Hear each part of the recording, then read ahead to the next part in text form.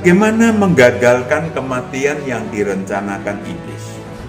Bagaimana menggagalkan kematian yang direncanakan iblis? Gini loh, bersyukurlah kalau Anda sempat mengetahui rencana pembunuhan iblis atas diri Anda. Karena banyak manusia tak sempat menghindarinya. Allah itu roh, gembala dengan roh kita, nanti Tuhan akan memberikan kebenaran, cara perdamaian. Nama kata lain adalah Shalom, saudaraku yang terkasih. Menyelamatkan diri di ujung kematian. Wow, mengerikan makalahnya. Tetapi ini sangat penting. Namun, terlebih dahulu kita mendengarkan, menyaksikan pujian tentang yang terkait dengan menyelamatkan diri di ujung kematian.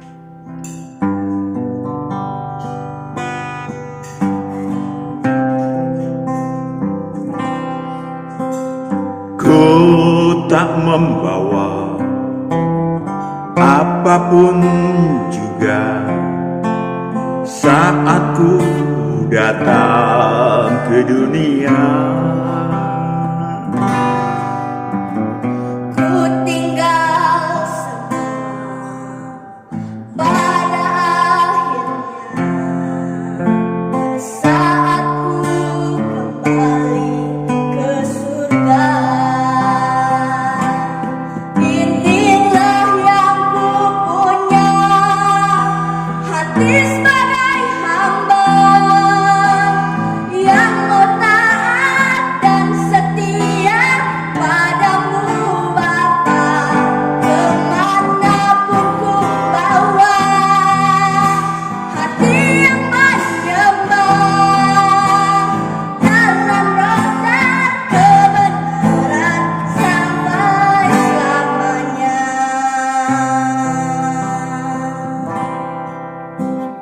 Dengan apakah ku balas kasihmu? Segala yang ku punya itu milikmu, itu milikmu.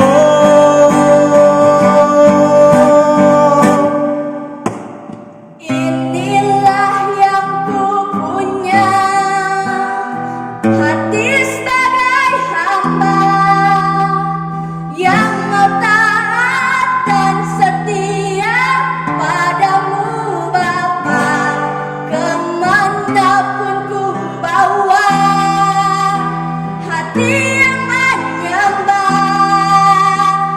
dalam roh dan kebenaran sampai selamanya.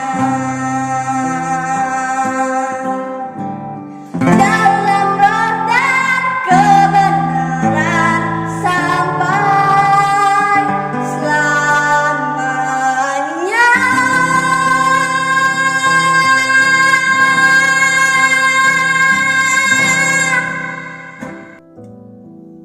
Menyelamatkan diri di ujung kematian.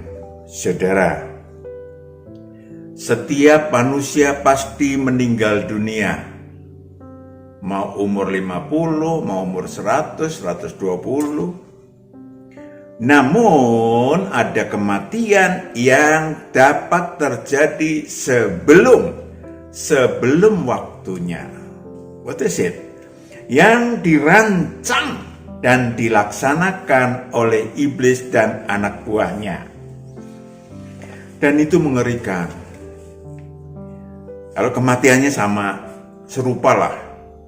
Tetapi rohnya akan menghuni alam maut dan seterusnya kita akan bahas. Saudaraku yang kekasih, bagaimana menghindari kematian dini sebelum waktunya? Kita pakai cara praktis deh, karena saya bekas wartawan dan wartawan nggak ada bekas sebetulnya, masih tetap wartawan untuk memahami apa-apa yang menjadi rahasia supaya kematian, kebenaran tentang kematian benar-benar Tuhan sudi menggagalkannya.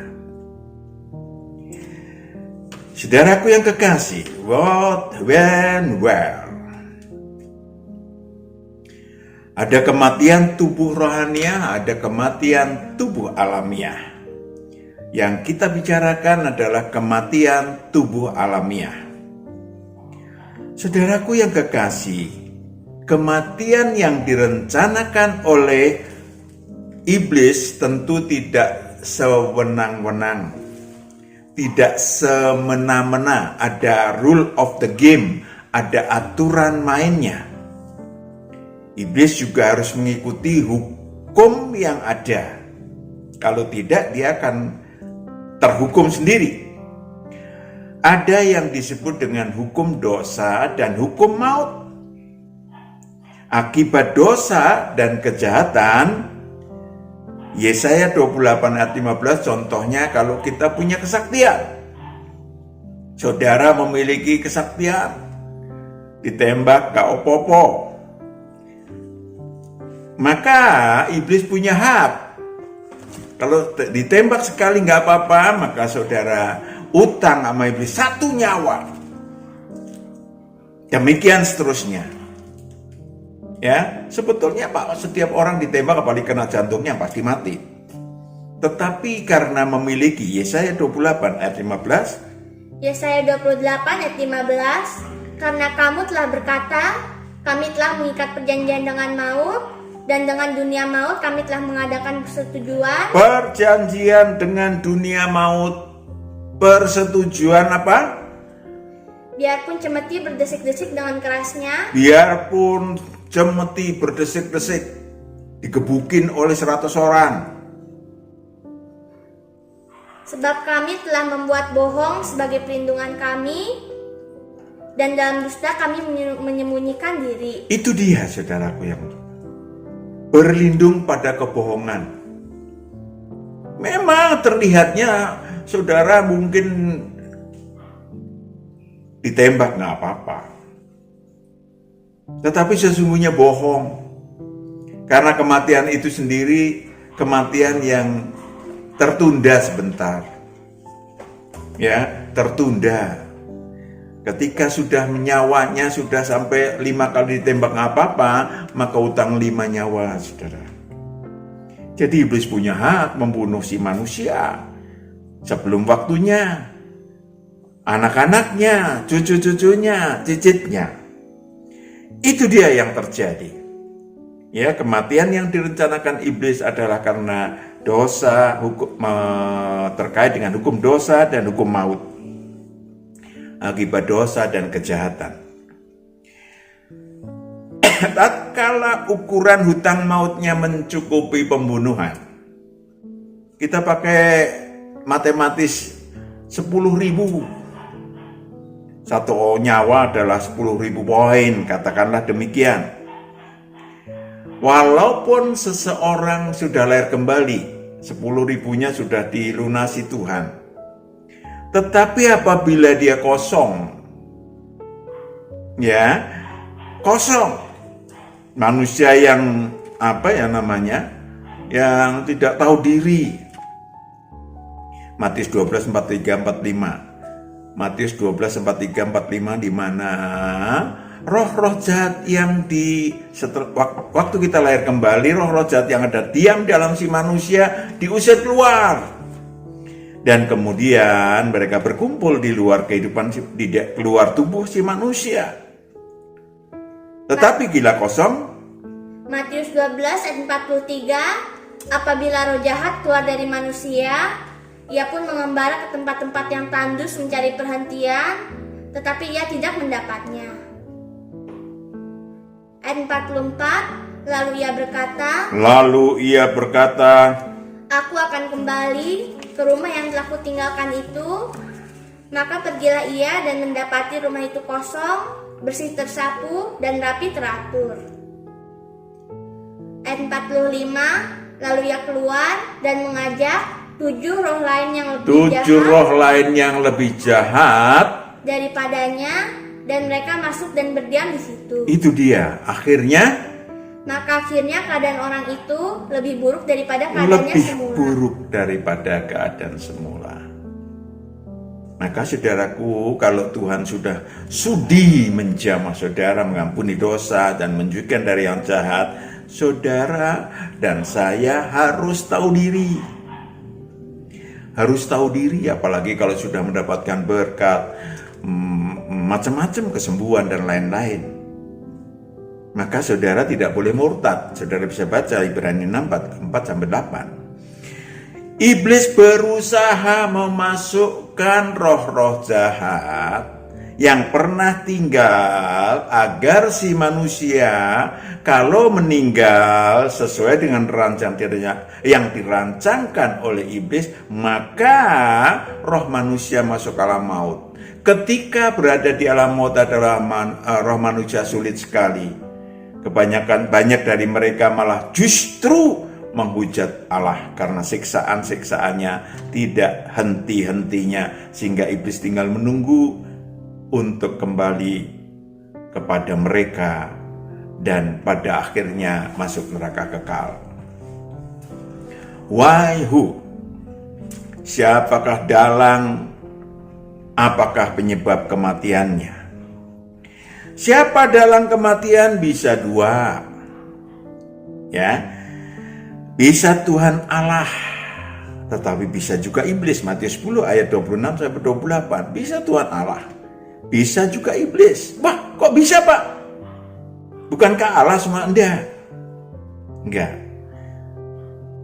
Matius 10 ayat 26. Jadi janganlah kamu takut terhadap mereka, karena tidak ada sesuatu pun yang tertutup yang tidak akan dibuka, dan tidak ada sesuatu pun yang tersembunyi yang tidak akan diketahui. Ayat 27.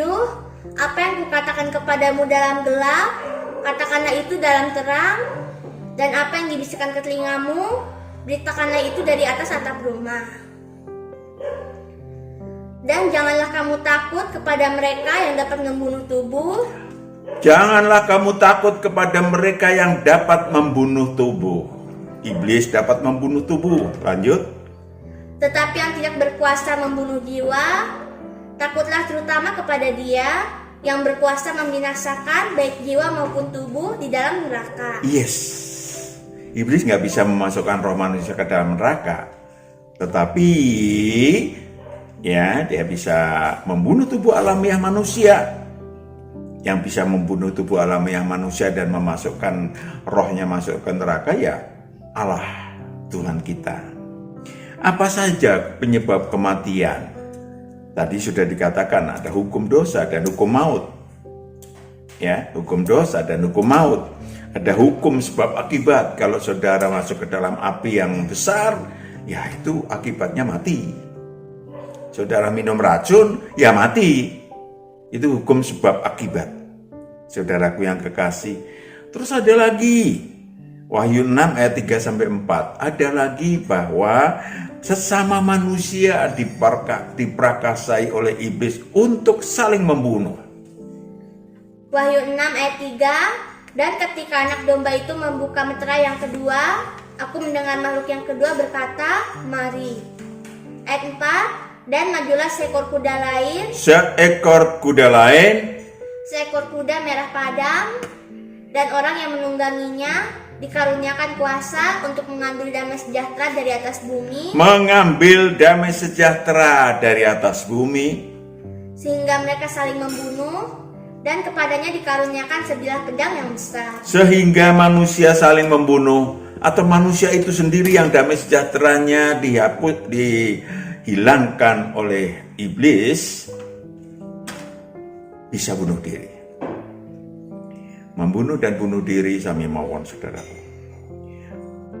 Artinya masing-masing memiliki dosa yang besar, sangat besar. Bagaimana menggagalkan kematian yang direncanakan iblis? Bagaimana menggagalkan kematian yang direncanakan iblis? Gini loh. bersyukurlah kalau Anda sempat mengetahui rencana pembunuhan iblis atas diri Anda. Karena banyak manusia tak sempat menghindarinya. Kecelakaan mati. 2000 tahun yang lalu terjadi ada yang disebut sebagai menara yang kejatuhan menara, mati. Nggak sempat bertobat. Tetapi kalau Anda sakit keras, kita banyak kasus, saudaraku, banyak sekali kasus. Anda sakit keras atau kecelakaan nyaris membunuh saudara, tetapi luka berat tetapi tidak meninggal. Nyawa Anda masih ditolong oleh Tuhan untuk diperpanjang. Tuhan Allah masih peduli kepada Anda dan sudi memberi kesempatan. Pakailah kesempatan itu dengan rasa syukur. Yang kedua, cerdik. Kok cerdik, Pak? Yes, saudara harus cerdik. Saudara pikir ketika saudara terlepas dari kematian, ujung kematian yang direncanakan iblis diam aja? No, dia akan merancangkan kematian selanjutnya. Ya, seperti Lazarus, kemudian mereka imam-imam mau membunuh dia. Saudaraku yang kekasih, maka caranya gimana, Pak? Satu, mawas diri. Cari penyebabnya, apa yang membuat iblis berani membunuh atau nyaris membunuh saudara. Yang pertama adalah bersyukur dulu. Memiliki kesempatan yang diberikan Tuhan, tunjukkan bahwa Anda dan saya pantas untuk dipercaya untuk mempunyai, istilahnya. Saudara bisa baca dan kita sudah pernah bahas Markus 4 ayat 21-25. Pada yang mempunyai kepadanya akan diberi, kepada yang tidak mempunyai apapun yang ada padanya akan diambil daripadanya. Saudaraku yang kekasih, tengok penyebabnya. Apakah Anda yang sudah lahir kembali kosong, merupakan seperti tadi sudah dibaca, merupakan manusia yang tidak tahu diri. Saudara sudah diampuni dosanya, tetapi saudara tidak membayar tanda kutip kepada Tuhan. Ya, kalau saudara sudah diampuni dosanya, iblisnya sudah diusir dari diri saudara, 1 Korintus 6 ayat 19-20, tentunya saya dan saudara harus tahu diri dong. Iya kan? Saudara dan saya harus tahu diri dong. Caranya gimana tahu dirinya? Kita lihat, kita dengarkan, kita pahami. 1 Korintus 6 ayat 19. Atau tidak tahukah kamu bahwa tubuhmu adalah bait Roh Kudus yang diam di dalam kamu, Roh Kudus yang kamu peroleh dari Allah, dan bahwa kamu bukan milik kamu sendiri? Kamu bukan milik kamu sendiri, ini yang sudah orang lupa. Sebab kamu telah dibeli dan harganya telah lunas dibayar. Kamu telah dibeli dan harganya telah lunas dibayar. Karena itu muliakanlah Allah dengan tubuhmu. Yes, muliakan Allah dengan tubuhmu. Saudaraku yang kekasih, ketika saudara lahir kembali, diampuni dosanya, iblisnya diusir, dan terlepas dari hukum dosa dan hukum maut, maka saudara punya tugas menyangkal diri setiap hari, memikul salibnya setiap hari. Amin. Kalau tidak, namanya kosong. Saudaraku yang kekasih, yang sangat penting adalah jangan pernah berprasangka bahwa Allah jahat. Ya, Allah tidak pernah jahat. Allah tidak pernah mencobai siapapun. Yakobus 1 ayat 13. Tidak pernah mencobai siapapun. Yakobus 1 ayat 13. Apabila seorang dicobai, janganlah ia berkata, percobaan ini datang dari Allah. Sebab Allah tidak dapat dicobai oleh yang jahat, dan ia sendiri tidak mencobai siapapun. Tidak mencobai siapapun. Maka yang kedua adalah pertobatan total. Kesempatan yang Tuhan berikan, bersegera untuk berbalik total kepada Tuhan. Memegang tangan Tuhan erat-erat. Susun kembali apa yang disebut, yang Pak Matius sebut sebagai manajemen vertikal horizontal. Supaya saudara bersegera masuk ke dalam kerajaan Allah di bumi. Sudah kita bahas berkali-kali. Mulai aktif berproduksi ilahi, ya udah stereotip itu. Tetapi harus dilakukan.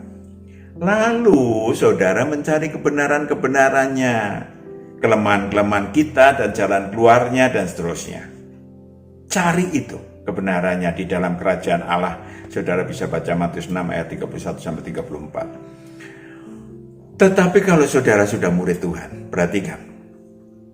Saudara sudah murid Tuhan nih, ya, sudah murid Tuhan, udah lahir baru, dan seterusnya, udah mulai tumbuh. Saudara memiliki apa yang disebut sebagai megalomani iman. Mungkin saudara kaya, saudara sehat, saudara, kita tengok Wahyu 3 ayat 16-17. Tetapi saudara merasa ya tidak kurang suatu apa-apa. Maka saudara untuk kerja ilahi suam-suam kuku. Bahaya. Wahyu 3 ayat 16. Jadi karena engkau suam-suam kuku dan tidak dingin atau panas, aku akan memuntahkan engkau dari mulutku. Aku akan memuntahkan engkau dari mulutku. Karena engkau berkata, aku kaya. Aku kaya. Dan aku telah memperkayakan diriku. Aku memperkayakan diriku bukan berkat dari Allah, bukan berkat dari Tuhan. Aku berusaha kok. Aku kan pengusaha. Banyak yang demikian. Keliru, saudaraku yang kekasih. Dan aku tidak kekurangan apa-apa. Itu dia. Dan karena engkau tidak tahu bahwa engkau melarat. Engkau melarat.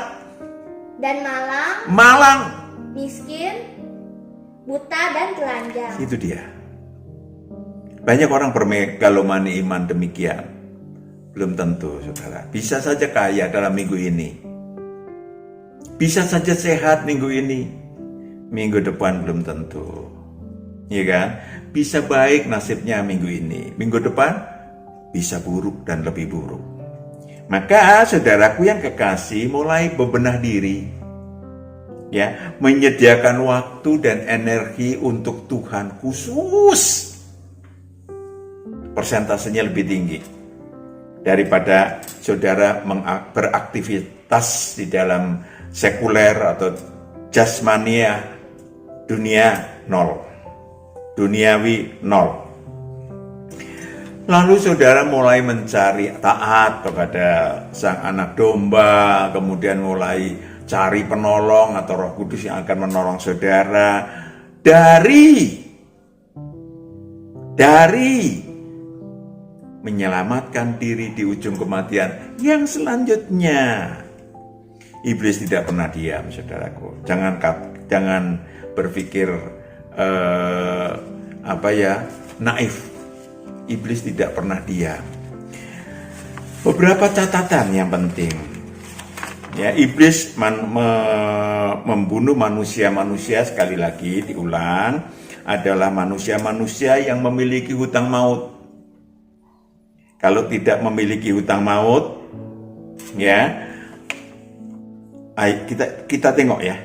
Kita tengok Ayub 1 ayat 4. Perhatikan baik-baik, tidak ada orang seperti Ayub. Jadi jangan saudara pikir, oh saya orang baik kok. Orang baik tidak terlindung dari apapun kalau memiliki hutang maut. Saudara tokoh religi apapun kalau masih memiliki hutang maut, saudara tidak terlindung. Amin. Ayub 1 ayat 4. Anak-anaknya yang lelaki biasa mengadakan pesta di rumah mereka, masing-masing menurut giliran, dan ketiga saudara perempuan mereka diundang untuk makan dan minum bersama-sama mereka. Ayub luar biasa hebat, salehnya, jujurnya, takut akan Allah. Ya, ayat 18-19. Ayat 18-19. Sementara orang itu berbicara, datanglah orang lain dan berkata, anak-anak Tuhan yang lelaki dan yang perempuan sedang makan-makan dan minum anggur di rumah saudara mereka yang sulung. Ayat 19, maka tiba-tiba angin ribut bertiup dari seberang padang gurun. Rumah itu dilandanya pada 4 penjurunya dan roboh menimpa orang-orang muda itu. Yes, and then? Sehingga mereka mati. Mati. Padahal ayahnya setiap mereka pesta selalu istilahnya dikuduskan. Pagi-pagi dikuduskan. Tetapi itu tidak menolong apa-apa, saudaraku yang kekasih. Bahkan Ayub pun kemudian memiliki hutang maut. Maka iblis memiliki hak untuk menyikat dia. Hanya hutang maut itu tidak sampai jumlah untuk membunuh. Perhatikan. Iblis mencoba, berusaha supaya hutang maut si Ayub, hutang maut saudara, hutang maut kita semakin mendekati legitimasi untuk kematian si manusia. Ya, kalau kita, saudara, seperti juga Ayub, menjadi sakit, ada 2 kemungkinan. Sekarang hitung saja. Kalau 10.000 itu membunuh, maka utangnya 5.000, maka 5.000 bisa dibuat sakit. Ya, Ayub sakit luar biasa. Tetapi karena nggak 10.000 maka dibuat sakit. Maka utang mautnya berkurang.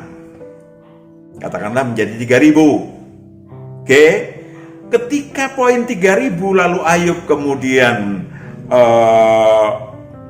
marah-marah, menghujat Allah. Ya, marah kepada Allah. Dia katakan, saya tidak pernah berdosa. Maka akan tambah minusnya sehingga menjadi 6.000, menjadi 7.000. Ayub sampai berkata, mengapa engkau membiarkan aku dilahirkan? Komplain kepada Allah. Ya, bahkan dia berani marah kepada Allah. Saudara bisa baca nanti di bagian-bagian Ayub ya. Ketika Allah, puji Tuhan, ketika Allah menyampaikan supaya Ayub sadar jati diri, kamu itu siapa sih? Siapa? Saudaraku yang kekasih, dia sadar jati diri. Ya, Ayub 41. Saudara bisa Ayub 40 ayat 41. Tatkala Allah menantang Ayub, kamu siapa? Rohmu tahu siapa dirimu. Pada waktu bumi diciptakan, engkau ada. Engkau seorang makhluk yang diciptakan yang sudah tua, artinya ciptaan lama.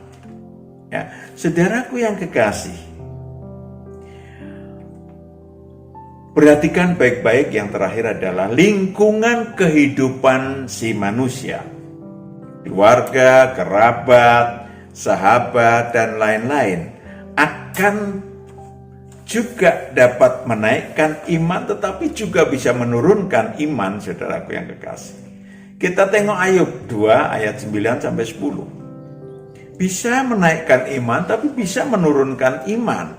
Dan itu membuat tata nilai yang dituliskan, dicatat oleh iblis. Ayub 2 ayat 9, maka berkatalah istrinya kepadanya, masih bertekunkah engkau dalam kesalehanmu? Kutukilah Allahmu dan matilah. Oh, kutukilah Allahmu, kata istrinya, dan matilah. Terus Ayat 10, tetapi jawab Ayub kepadanya, engkau berbicara seperti perempuan gila. Apakah kita mau menerima yang baik dari Allah, tetapi tidak mau menerima yang buruk? Dalam kesemuanya itu, Ayub tidak berbuat dosa dengan bibirnya. Mari kita tengok diri sendiri. Pada awalnya Ayub luar biasa, tetap saleh, tetap takut akan Allah. Tetapi ketika siksaan semakin menyakitkan, ya sampai dia pakai beling digaruk-garuk poroknya, maka saudaraku yang kekasih, apa yang terjadi? Ayub menantang Allah. Itu yang terjadi di dalam kehidupan kita. Perhatikan baik-baik. Satu, sekali lagi catatannya, jangan pernah marah kepada Allah, karena Allah tidak pernah mencobai saudara, mencobai kita, mencobai manusia yang manapun. Amin. Selanjutnya adalah bahwa saya dan saudara ya menengok, mawas diri kebenaran-kebenaran ilahi yang menyebabkan sakit. Tengok diri kita, apakah kita memang sudah memperbaiki diri? Apakah kita sudah mempersiapkan diri untuk supaya tidak mati dalam waktu dekat? Saya ingin sampaikan kepada saudara, yang terakhir kali adalah roh-roh jahat yang pernah tinggal dalam diri kita. Roh-roh jahat yang pernah tinggal dalam diri kita, yang diusir keluar oleh Sang Anak Domba. Maka roh-roh jahat tersebut akan mengelilingi kehidupan kita, saudaraku yang kekasih.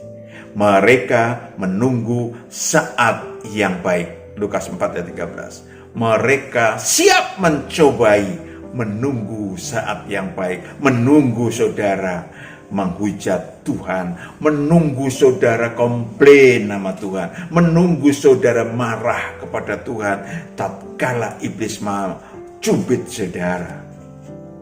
Ini dia. Lukas 4 ayat 13, sesudah iblis mengakhiri semua pencobaan itu, ia mundur daripadanya dan menunggu waktu yang baik. Iya, mundur. Tetapi menunggu waktu yang baik.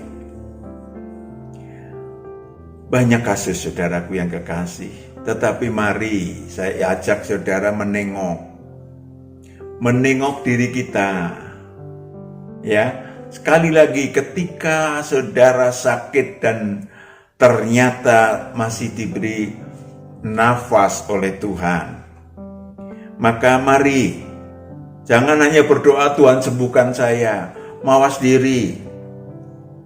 Ya, di mana salahku? Udah pasti salahku, bukan salah Allah. Ya, iblis juga dibilang salah, ya salah. Tetapi kan dia ada pegangannya, hukum dosa dan hukum maut. Ya kan, ketika iblis membunuh Yesus yang manusia sama sekali tidak berdosa, masuk jurang maut dia 1000 tahun. Maka nggak berani lagi dia membunuh siapapun yang tidak berdosa. Ketika melakukan sesuatu, dia ada pegangannya, hukum dosa dan hukum maut. Maka mari saudara sekali lagi koreksi diri.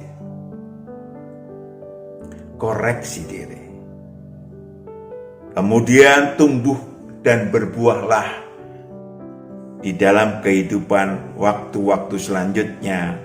Sekali lagi energi dan waktu yang saudara miliki, yang diberikan Tuhan untuk kemuliaan nama Tuhan. Amin. Tuhan memberkati. Kita berdoa. Bapa di surga, kami serahkan anak-anak-Mu di dalam firman-Mu yang keras, untuk supaya anak-anak-Mu boleh Engkau peluk, boleh Engkau gembalakan, sehingga anak-anak-Mu aman. Setelah memahami kebenaran ini, dari kematian dini yang direncanakan iblis, di dalam Kristus Yesus, sama serahkan anak-anak-Mu secara pribadi ke dalam tangan-Mu. Haleluya. Amin. Tuhan berkati. Shalom.